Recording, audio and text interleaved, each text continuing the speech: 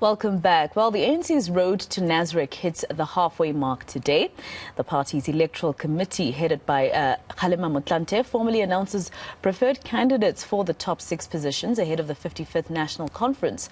Now, former Treasurer General eNCA is hoping to stop President Cyril Ramaphosa from securing a second term. Custom Minister Dlamini Zuma and Tourism Minister Lindiwe Sisulu are not in the race, as we heard the announcements earlier today. But let's unpack this with our senior reporter Avu Mdila, who was there for us and covered that particular announcement. You know, a lot of people were expecting that we'd hear something about Lindiwe Sisulu or at least Dlamini Zuma. Was it a surprise to any of you as you were sitting there when the announcements were made and these two names didn't pitch on any of the positions? Well, Maseko, it certainly was, because of course heading to the elective conference we were under the impression that the contenders for the ANC presidency would be President Cyril Ramaphosa as well, eNCA, but also there, according, for example, to the branch nomination of eNCA, we saw Dlamini Zuma.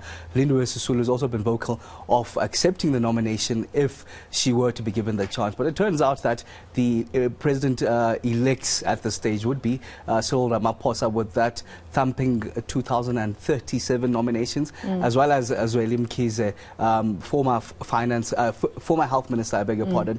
But these 16 candidates that were announced today, they're candidates that have been elected by the various branches, which then means they've been elected by the provinces themselves. They have been audited by the Electoral Committee from, we understand, when they started doing their work last year in June, and also they've accepted the nomination. So we're seeing 16, which will then come the 16th of December when the elective conference is underway. 10 of them will have to disappear, given what the ANC and those 4,200 voting delegates on the day will choose to be the top 6 candidates. Was any question brought up about, I mean, for instance, I was writing this list as former President Kgalema Motlanthe was announcing it, right, because we took it live. Did anything come up about the fact that in this list of 16 people, there's about, Pule Mabe as well as Ronald Lamola, for instance, who are young candidates there. Otherwise, okay, maybe Fikile Mbalula as well. Otherwise, we're seeing people come back, like your Mashatile, for instance, Kgalema Motlanthe also being nominated in the position of national chair, and which he's serving in right now. So did you ask anything about the threshold of young people as part of their policy from July? It's coincidental that you asked that, Maseko, because over the last 3 or so weeks, I'm actually putting together a special around the generational mix that is needed in the African National Congress, headed, of course, to the 2024 elections. You see that list, it consists of your sort of the old guard.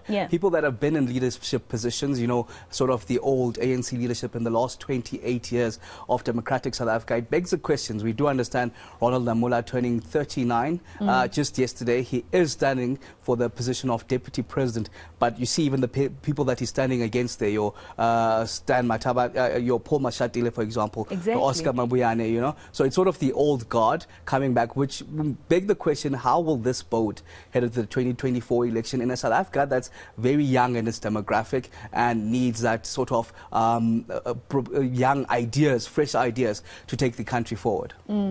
Let's come to, you know, these are branch nominations. So obviously, you know, every time someone within the ANC leadership is asked why they're not resigning, etc., they'd always make the excuse that they were elected by the branch, right? And I think maybe I shouldn't be surprised, you tell me, Aviwe Nomvula Mkonyane making it to the position of Deputy Secretary General, or the nomination of. She made it by 1,779. Phoebe Potgieter following her with 905. That's not a lot. The gap is quite large. And, you know, many South Africans ask themselves when it comes to the ANC, bringing people who have a dark cloud, you know, into your top 6, etc. We all know what happened at the State Capture Commission of Inquiry, Louis Vuitton bag, etc.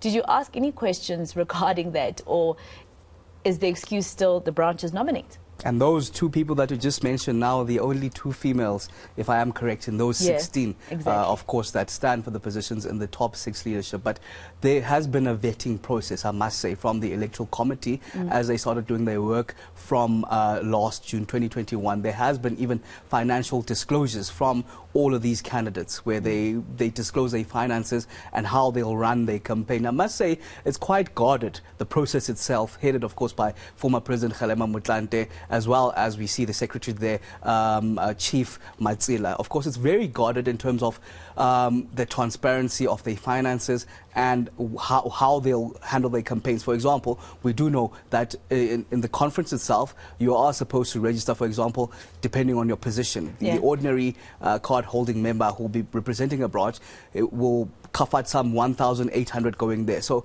there are guidelines where these candidates that stands for these various positions aren't supposed to, for example, pay for that registration fee. They're not supposed to pay for their accommodation. There's not supposed to be any quarantining of some sort, as we've seen in previous conferences where if we in this particular slate or in this particular camp, we all sleep together in one hotel, we all head together at the same time going to the conferences. Now we're told there'll be none of that. Everyone will sleep in accommodation provided for by the ANC, and they try to do away with the factionalism and the slates that we've seen in previous years. And we know that Phoebe Pokrita, if I'm not mistaken, Aviwe, at the moment her position is head of policy in the ANC, correct? General manager, I think. Or general manager of the ANC at Luthuli House. So she's already at Luthuli House.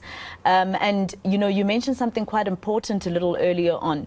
The fact that these are only 2 out of all 16 candidates that were announced today, only 2 females. And what I noticed is that the ANC seems to be okay with giving the position of Deputy Secretary General to females, as long as the rest of the 5 or the other 5 stay male. I wonder if they said anything, because this is just like the generational mix. This is something else that they mentioned in their policy, and it was, I believe, discussed quite vigorously in July about the fact that there aren't enough females and aren't enough young people in the top 6. One of the questions that I posed myself in Luthuli House to the Electoral Committee itself, which suggested that, of course, the prescripts of the ANC and its constitution speaks, for example, we do know in the next coming days 200 will be announced, which will form part of the 80 that forms part of the NEC, that is the highest decision-making body of the African National Congress between conferences. So we do know, according to ANC constitution, that half of those 80 members must be female, but it says nothing about the top 6. And the answer that I got when I asked there about the gender equity and the lack of females that we're seeing in the list, we were told that this is not the end of the nomination process itself. They're still going to head to conferences. Remember, this 16 is not the final 16 that can come out. There is still going to be a chance, for example, of those nominations on the floor. And if 25% of the delegates there, the voting delegates, accept that, then those names can come up and form part of the top 6. Well, we'll find out from political analysts what they think about this list. But something very funny, I wonder what what the ANC call Adiwele, which is of course Pulemabe. He has a nomination in the position of Treasurer General. He's been in Luthuli House, and there's been monetary issues in Luthuli House, and he's had to talk a lot about that, salaries, etc. Did he say anything when you asked him, why he accepted the position, or the nomination rather?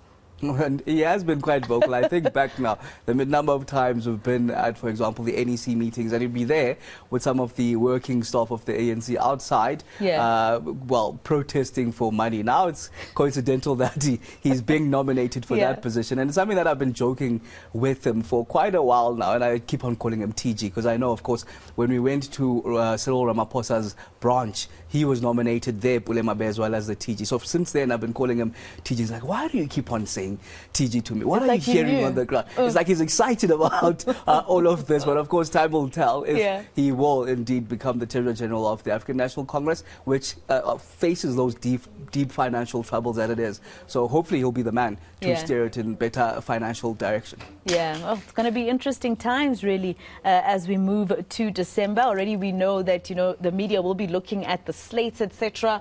Who's in whose team, whose allies, I can already see, but it's not really clear, especially after seeing what happened the last time. The slates were slashed during the last elections of the ANC. So this one is going to be very interesting everywhere. It should be, Masepa, and it's an interesting part that you're raising. It's been hardly any slates coming to that, and something that the Electoral Committee says it's been trying to thwart out completely, the lack of slates. And we're really seeing that there are no apparent and clear slates. And we're seeing names that aren't, even the numbers that we're seeing aren't really clear on who's what. But here and there you can see who would be, for instance, on Cyril Ramaphosa's slate for presidency. But thank you very much, Aviwe, for your time. That is senior reporter Aviwe